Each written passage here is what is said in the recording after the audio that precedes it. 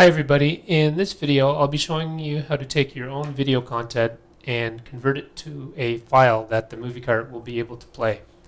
So we'll start by going back into the MovieCart folder that we downloaded from an earlier video and going into the encoder folder and launching encoder.to. This should launch in the TouchDesigner application that we earlier downloaded as well. So it's a pretty simple interface. The first thing you'll notice is that there is a freeze frame of a video sample, and below is the Atari 2600 version of it. If I stretch out the window a little bit, you can see that the quality doesn't exactly look the same, but it's as close as it can get for a 40-year-old machine. You'll see that there's a checkerboard pattern as well, and that's because in this particular implementation on the Atari, it will only play certain pixels alternating between frames. So going through, there's only three things that you really need to set up for simple cases. First one is the input file. It should play a wide variety of video files, but you can select your own by hitting plus. Street.mp4 comes included in the MovieCart folder, and then you can set an output file, in this case street.mvc. I've chosen the extension mvc, the suffix, to represent movie video cart, I suppose. So, and then the final button you need to know about is final render. So without further ado, let's just make a quick movie file. Turn on final render. You see the play bar starts marching forward, and it's done. So if all went well, it should have created street.mvc. And when I hit plus to browse the folder, I see there's street.mvc. Now you can play it in the emulator of your choice, Stellar or Gopher 2600, for example. Some emulators may expect the file to end in .bin, but MVC starts to work. Personally, I like Gopher 2600 for the default look it gives. MovieCart files tend to work better, look better in them.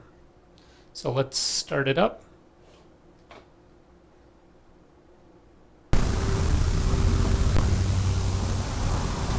Let me pause that, and you can see that it's created the movie file with some sound as well that was included in the original sample.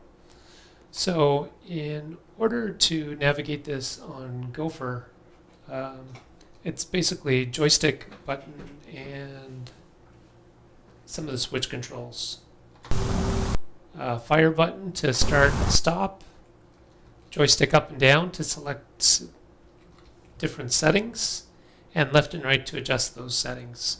So, for example, I can go to brightness and decrease the brightness or increase it.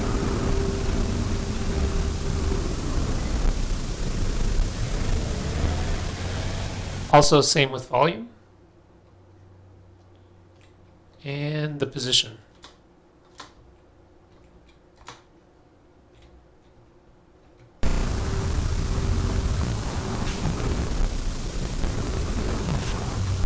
And the different switches on the Atari will have different effects on MovieCart. You can rewind 5 seconds, rewind to the beginning. You can hit the color or black and white toggle to control the look as well. But I'm not super familiar with the shortcuts on Gopher 2600 yet.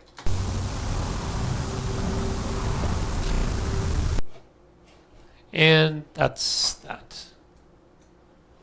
So now that you've created your file, you may want to go in and be a little more specific about how it looks. So we'll go through the different pages now. You've seen source, the input and the output files, which is pretty straightforward. There's also this timeline that you can scrub across. And let's say you only want a portion of your movie file. This is only a 15-second file, but let's pretend it's a much longer movie. Let's say we just want that car. So we go to the beginning point and we set start. And now we go to the end point and we set end.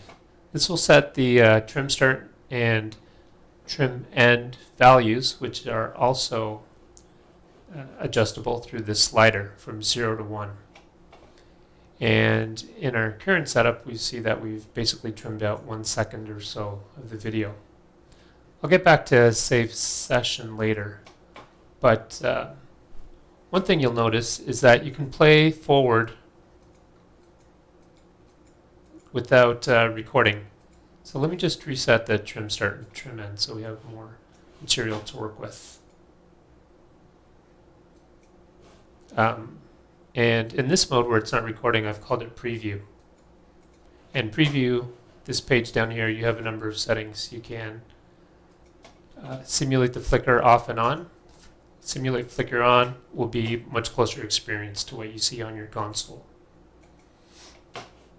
If it's playing too fast, then you can set this delay. And why would you want to do that? Maybe because there are other controls you want to fine tune as it's recording and the default playback speed is too quick. Another interesting parameter is the preview quality. Depending on the machine you're running, this may play back faster or slower. It plays back pretty fast here, but if I set it to preview quality 0, you can see the quality goes down, but it will play back quicker. The maximum preview quality is 4, and it plays a little slower, but the quality looks better. So that's quality 4, 3, 2, 1, 0. It has no effect on the final output. That's controlled by render quality up here. And speaking of which, let's jump back up to some of these other controls. Starting with the first page format, orientation is pretty self-explanatory. If you're playing on a TV that's not upright or sideways or horizontal, you can set this matching parameter up here. There are 2 major formats you can select between, NTSC and PAL. That will change all these settings below. I wouldn't experiment with changing these too much as it probably wouldn't be compatible with most systems. Moving along is the crop page. So you'll notice these 2 squares here. Often when you're encoding a movie, you may just want to have a certain section be encoded instead. The tighter the section, the clearer it will be because the resolution is so poor. So using the outside, selecting the outside square, I can shrink everything in and out and just pick it up and move it around. And that selects the left, right, bottom, top values. Resample controls is a little more subtle, but it controls what it looks like inside that square. You can get a more blurred effect by picking different options. Often what I like to do is I like to just be in one area like this and then just control the single zoom parameter. That way I don't have to worry about left, right, top, bottom. I know the area I'm in, and then some parts of the movie I'll zoom in, and other parts I'll zoom out. I'll just reset that. And another thing you'll notice is when I move the one box around, the other main box will slowly lag to it. And that looks more natural than just jumping around quickly. And this is controlled with the lag parameter. For example, if I set it to 4, then you can see the inner square slowly lags.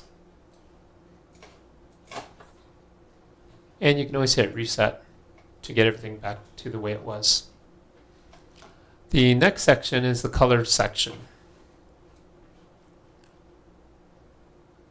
This controls a number of attributes in the image on how it will look in the final render.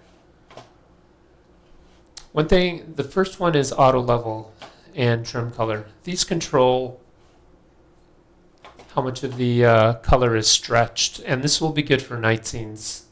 So, for example, if I set the trim color to auto level to 1 and set up the trim color, it's much more high contrast, but it will help illuminate dark scenes. I'll just reset everything. The next section controls the actual dithering algorithm. I have two, Floyd Steinberg and Atkinson. And it's another thing you can play around with, but each one has its pros and cons. Floyd Steinberg looks a little more speckled, but might give a more accurate overall impression. Whereas Atkinson makes things look a little cleaner, but the colors tend to band more.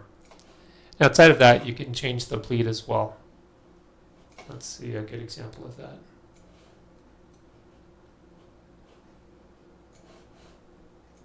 This also controls the banding versus speckle. The next few parameters are pretty self-explanatory. Standard brightness. I like to keep it a little bit above 100% by default because only half the pixels are shown each field. Saturation, to really make your colors pop. If you want to turn everything black and white all the time. Contrast, gamma, and edge. What edge does is it adds a little bit of a black border to all the edges it finds. It may be good in some situations to help with definition. The next page is audio, and there's really not too much to do here. You can see that the audio levels are mirrored in your timeline, so you can always make sure that they're at a good level.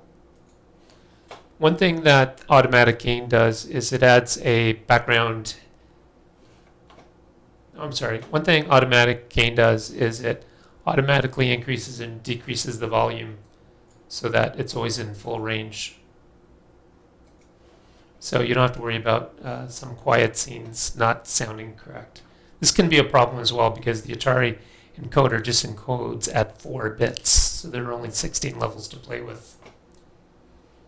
But even with automatic gain on or off, you can still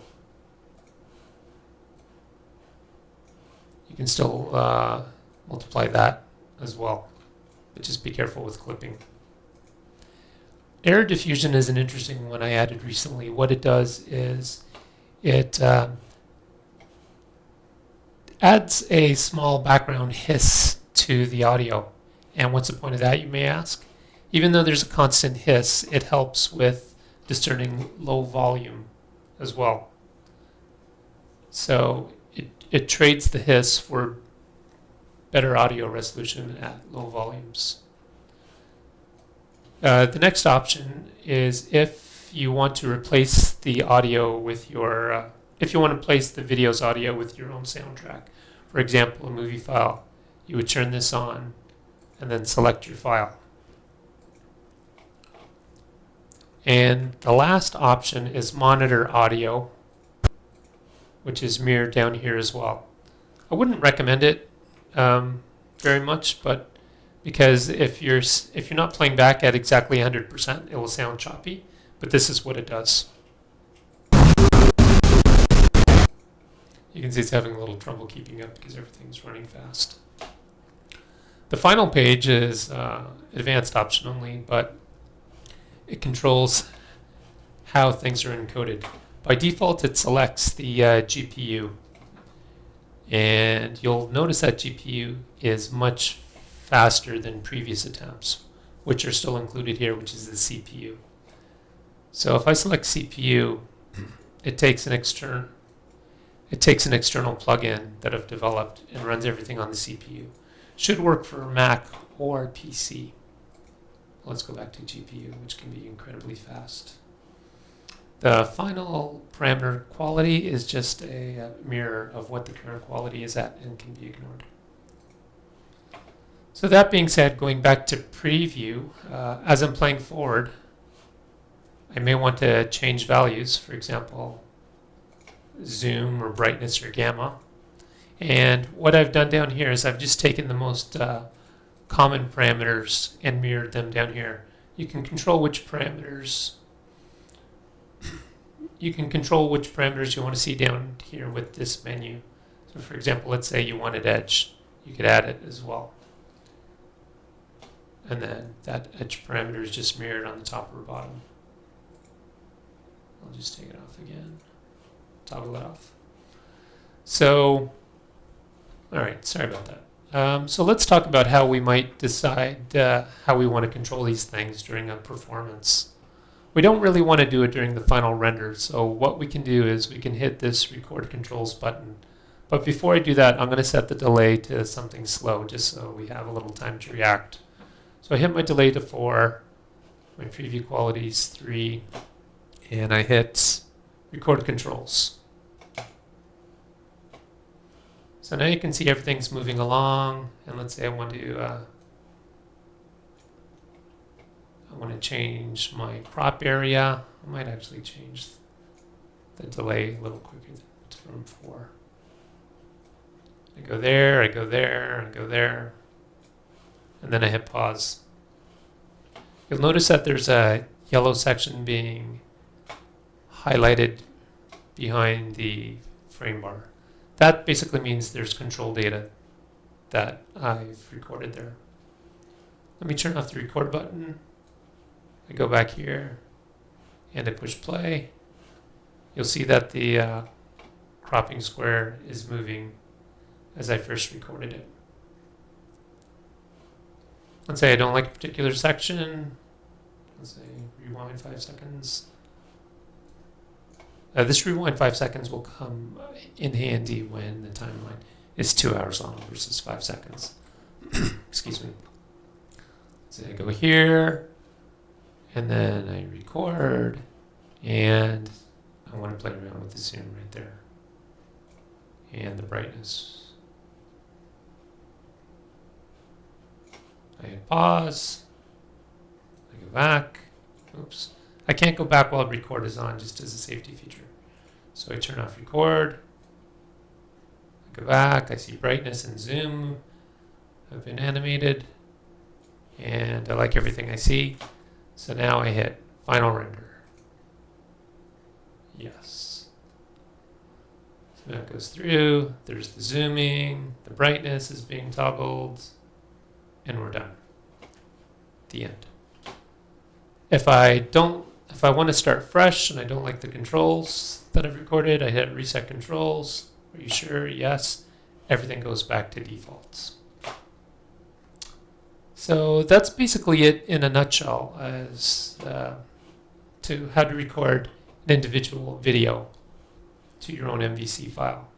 So to recap, most of the settings are here. Format is between PAL and NTSC. Crop controls the area of interest that you can move around manually or set the sliders. Color controls what colors pop, or if they're saturated or black and white or edged. Audio lets you control the audio quality, or if you want to replace it altogether.